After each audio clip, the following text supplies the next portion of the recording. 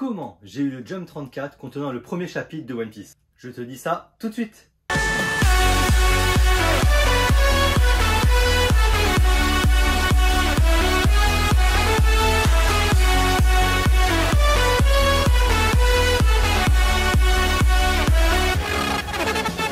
Si vous ne l'avez pas vu dans ma vidéo One Piece, et je vous invite à aller la voir, je vous le remontre rapidement ici.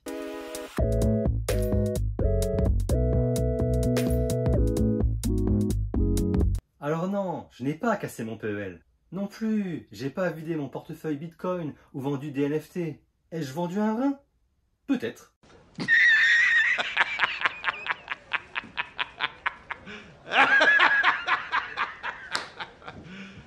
You serious? Bien entendu, je déconne.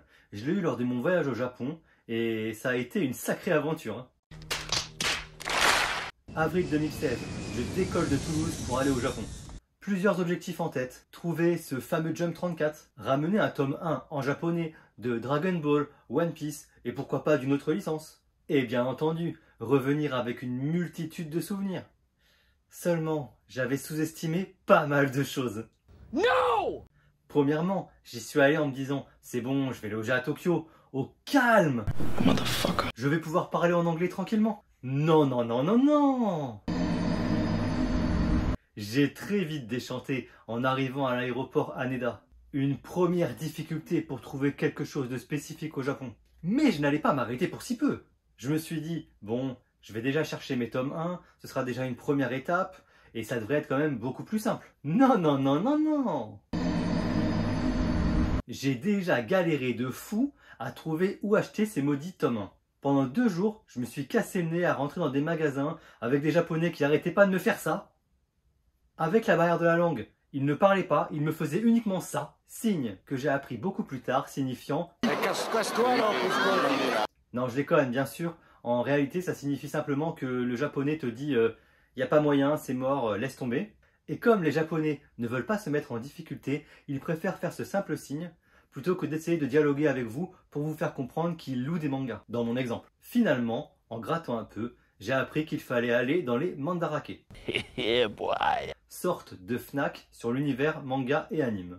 Là-bas, j'ai découvert le bonheur, le plaisir, la jouissance. Bon, vous avez compris, je ne savais pas où donner de la tête. Dans le mandarake, je trouve finalement les tomes 1 que je recherchais. Mais que vois-je au loin?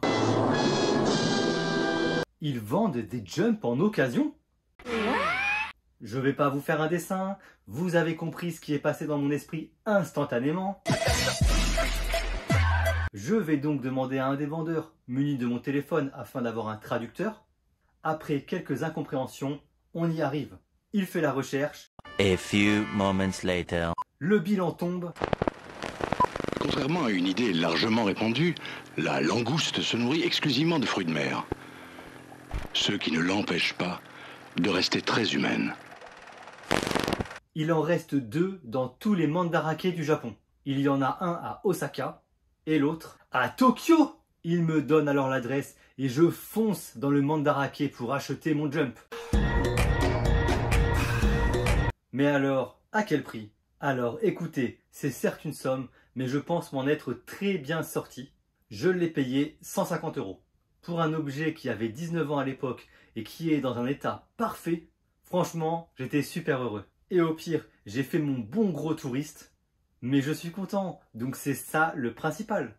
Voilà, j'espère que cette vidéo vous aura plu. À plus tard!